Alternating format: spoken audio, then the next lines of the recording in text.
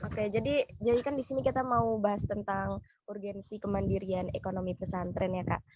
Nah, di pesantren ini kan biasanya lembaga pendidikan yang untuk menyiarkan agama. Tapi peran pesantren ini bisa ditingkatin lagi. Nah, sekarang kita itu mau bahas tentang ekonomi.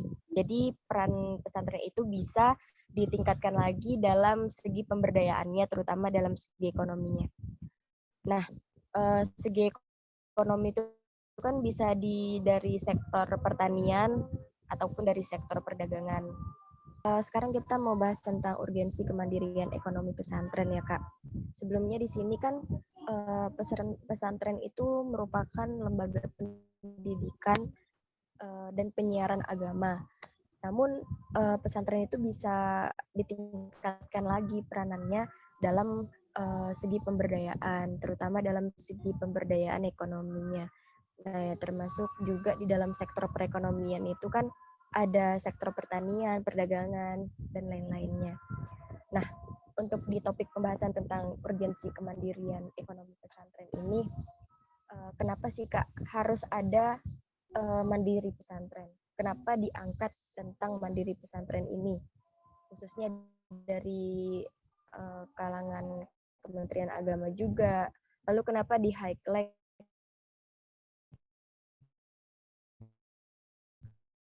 tentang Baik, saya coba tafsirkan ya pertanyaannya agak ya Kak? panjang itu ya. Uh, yang pertama, kalau ada statement pesantren, awalnya mungkin iya ya jadi tempat belajar agama dan seterusnya, tetapi semangat pesantren itu adalah menjadi pusat peradaban menurut saya.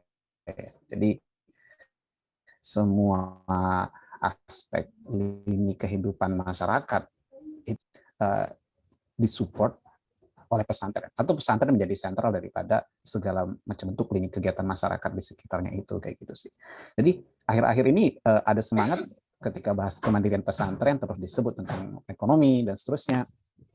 Itu adalah gerakan yang bagus ya, karena pada akhirnya pesantren membutuhkan itu juga gitu ya. Jadi pesantren juga nggak lagi cuma jadi pusat pusat pusat belajar ilmu agama, tapi juga adalah bukan lagi hanya pusat dakwah, tetapi juga bisa menjadi pusat perekonomian dan keuangan masyarakat, terutama di masyarakat sekitarnya, atau bahkan jauh lebih besar dari itu gitu sih. Jadi ini adalah menurut saya hanya konsekuensi sunnatullah aja gitu ya. Pada akhirnya semua aspek kehidupan itu uh, akan bersinggungan, termasuk di pesantren kayak gitu sih.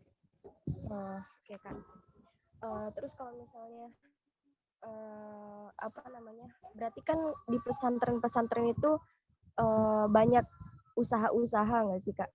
Kayak koperasi misalnya. Nah, dari sebanyak ini pesantren yang Kakak tahu atau yang Kakak lihat lah, itu kebanyakan pesantren itu menggarap ekonomi di bidang apa Kak? Selain koperasi. Mungkin kalau pertanyaan itu apa ya, bisa jadi kurang relevan ditanyakan ke saya. Tapi kira-kira adalah bahwa masing-masing pesantren itu ya, sepengetahuan saya saat ini bisa saja punya punya produk-produk atau punya produk atau unit usaha yang sesuai dengan background mereka gitu ya. Tapi setahu saya di sektor kuliner banyak, pertanian banyak, di fashion juga ada dan seterusnya. Hampir semua beragam ya, hampir di berbagai sektor itu ada menurut saya. Sekarang pondok pesantren punya gitu. Tapi memang dia bisa aja di pesantren ini fokusnya ke pertanian, ada pesantren ini fokusnya ke kuliner, ini fokus ada juga yang lain ke jasa keuangan, ada juga dan seterusnya seperti itu sih. Berarti adanya adanya pemberdayaan ekonomi atau adanya kemandirian di terutama dalam bidang ekonomi di pesantren itu merupakan hal yang benar-benar positif ya Kak untuk pesantrennya. Selain untuk infrastruktur atau selain untuk apa namanya segi pembangunan pesantrennya, juga untuk kemandirian atau kreativitas dari santrinya itu sendiri. Lalu Kak, mungkin iya Kak. Oke, lanjut coba. Ya. Jadi kan gimana nih Kak pendapat Kakak, kan Kakak sebagai alumni dari santri, salah satu santri di pondok pesantren ya Kak dahulunya. Jadi ada nih Kak kayak santri yang ingin berjualan di pondok pesantrennya seperti itu. Lalu apa namanya, dari bagian pondoknya sendiri itu tidak mendukung atau kurang apa ya, kurang baik aja katanya gitu Kak. Kamu sekolah aja dulu yang bener, nanti aja untuk usaha-usaha dan segala macam. Lah itu menurut Kakak gimana Kak? Nah, kita bedain dong aktivitas perekonomian pesantren lah sama perdagangan santri punya. Ya tentu kalau pesantrennya bilang kayak gitu ya memang harus kayak gitu menurut saya. Namanya pesantren ya tempat belajar untuk santri. Sekarang kan dalam konteks kalau kita bilang pemberdayaan adalah perekonomian pesantrennya gitu ya. Bukan berarti aktivitas perekonomian santri atau siapa yang terlibat di dalamnya jadi bebas untuk beraktivitas ekonomi dalam tanda kutip berdagang, bukan itu gitu ya. Nah, jadi yang dimaksud memberdayakan ekonomi itu adalah pesantren memiliki unit-unit usaha untuk bisa memenuhi kebutuhannya sendiri maupun untuk memenuhi kebutuhan perekonomian masyarakat sekitar, atau dan pada akhirnya mendapat usaha-usaha tersebut memberikan penghasilan atau revenue yang itu bisa mendukung kepada operasional pesantren gitu ya. Jadi jauh konteksnya dengan masalah santri berdagang atau tidak. Namun semangat santri untuk berwirausaha itu tetap harus difasilitasi, tetapi bukan berarti menurut saya dengan membiarkan mereka berjualan dan seterusnya karena khawatir tidak fokus untuk belajar gitu, tetapi bisa difasilitasi dengan kompetisi bisnis plan dan seterusnya gitu ya, dan sekarang banyak program serupa gitu. Jadi pemberdayaan pesantren itu adalah yang pemberdayaan perekonomian pesantren berbeda dengan konteks dengan semangat entrepreneur si santri-santrinya gitu. Jadi yang dimaksud dengan memberdayakan perekonomian pesantren adalah pesantren memiliki unit-unit usaha yang pada awalnya itu bisa ditujukan untuk memenuhi kebutuhan pesantrennya atau kebutuhan santri, asatid dan ustazahnya, dan berikutnya adalah bisa memenuhi kebutuhan masyarakat sekitar dalam lingkup ekonomi dan juga bisa makin luas kayak gitu ya. Nah, dan akhirnya aktivitas tersebut bisa memberikan revenue atau bisa memberikan memberikan revenue atau ya hasil lah ya, hasil secara moneter kepada pesantren, dan akhirnya itu bisa mendukung operasional pesantren. Kira-kira konsepnya kayak gitu. Berarti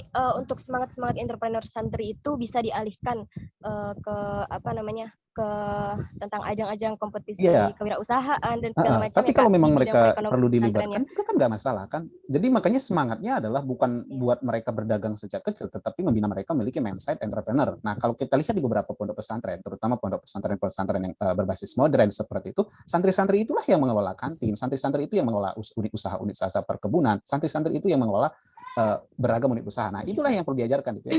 Jangan bukan langsung mereka membahaskan mereka berdagang di pesantren kayak gitu. Jadi unit usaha tadi bisa tentu dipimpin oleh pengurus pesantren atau ustadz-ustazahnya, tetapi bisa melibatkan santri-santri juga untuk situ kan. Dan rata-rata pesantren melakukan hal tersebut itu. Baik Kak.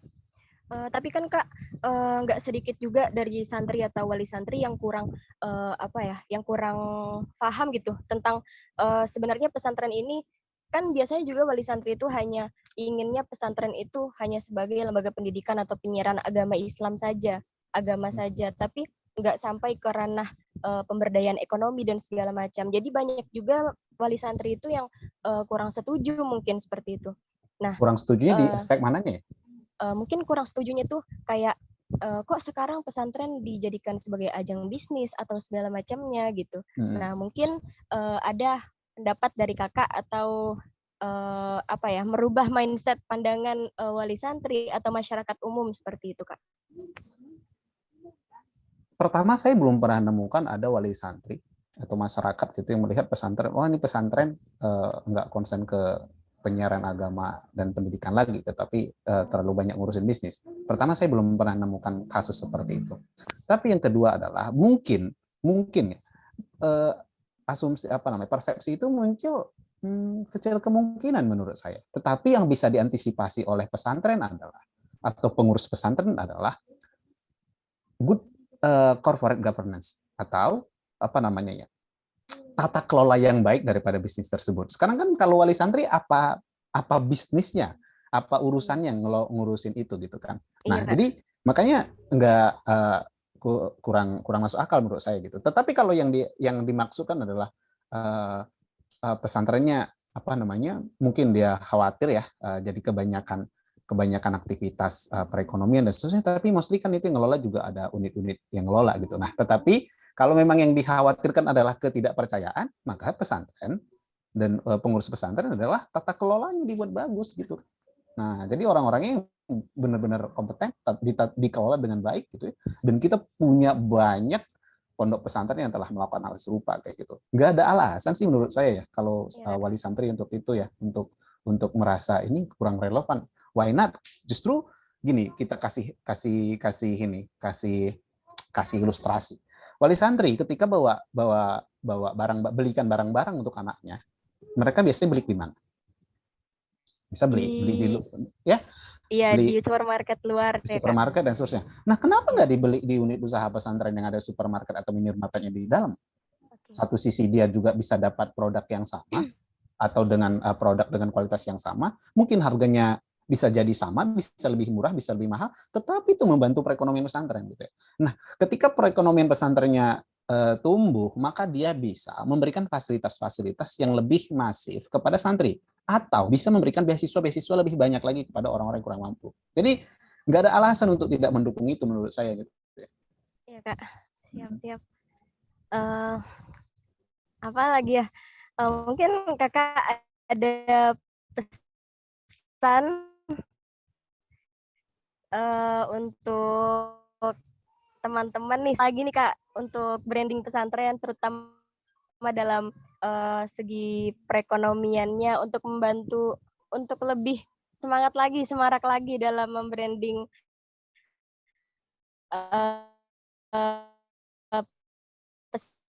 pesantren mandiri, kemandirian ekonomi dalam pesantren itu, Kak.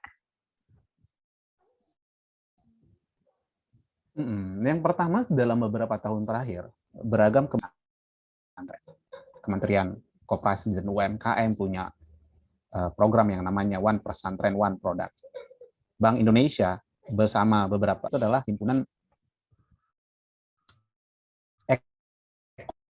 ekonomi bisnis pesantren itu dan Indonesia Syariah Economic Festival. Otoritas jasa keuangan sudah ada pesantren-pesantren di Indonesia mungkin sekitar belasan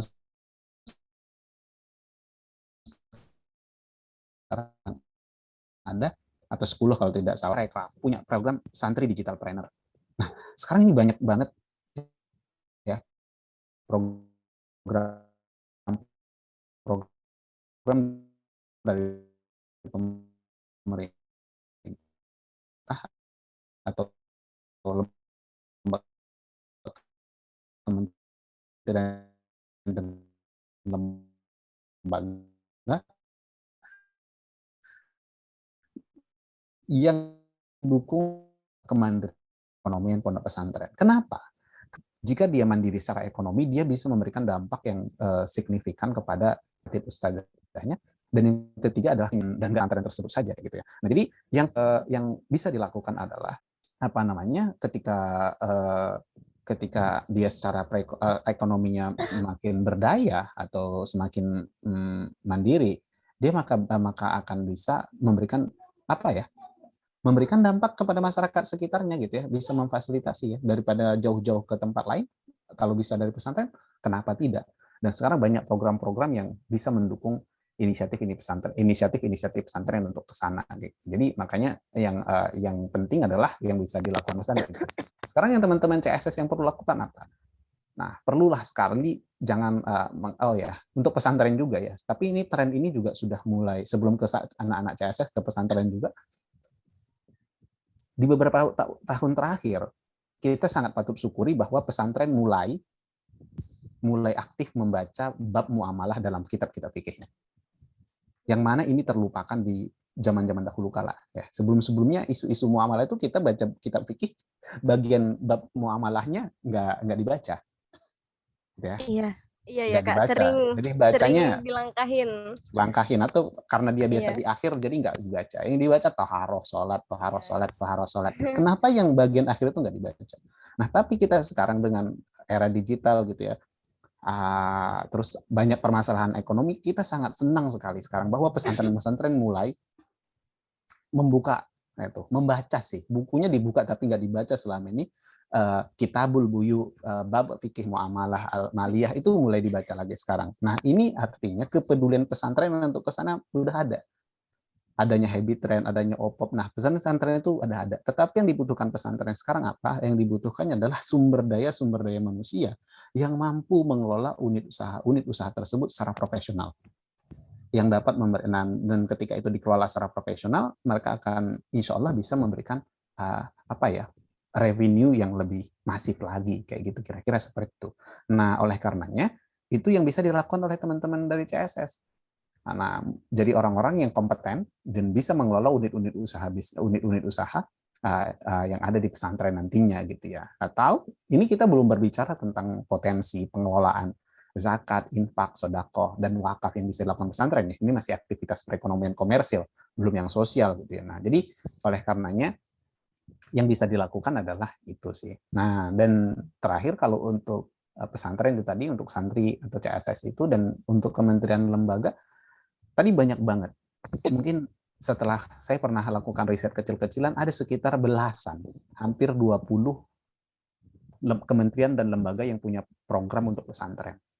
Tetapi tidak terintegrasi satu sama lain.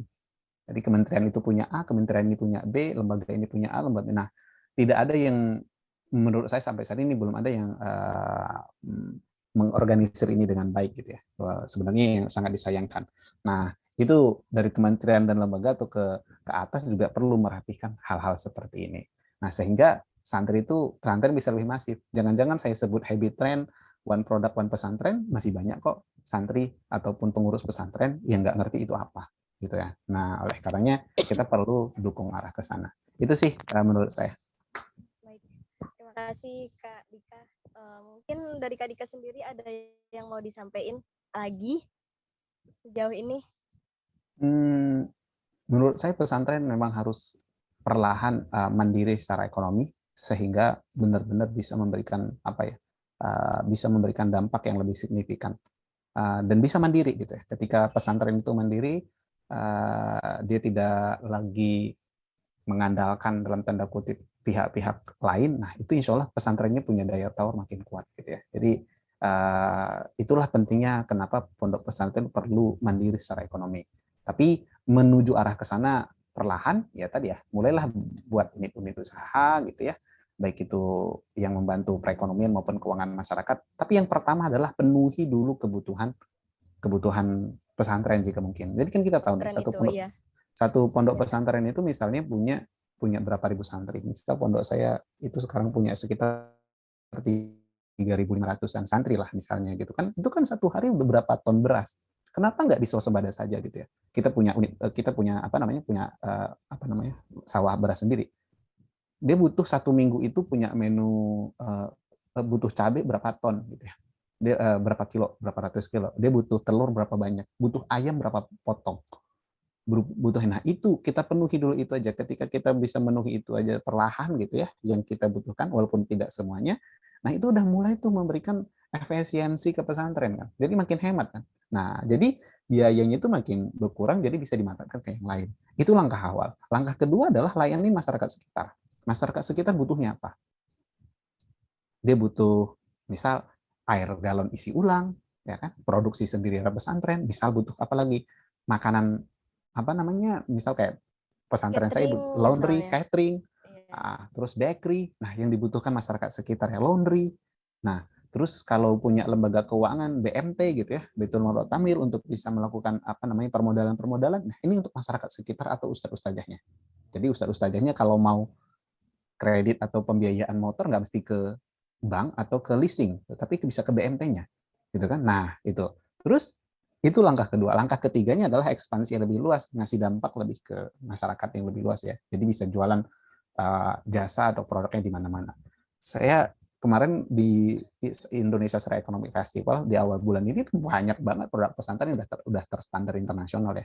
Nah, jadi udah nggak ada alasan sih. Sekarang tinggal apakah pesan ini nyampe ke seluruh pesantren Indonesia atau setidaknya ke pesantren-pesantren asal daripada santri-santri di CSS. Nah, itu yang perlu kita sampaikan.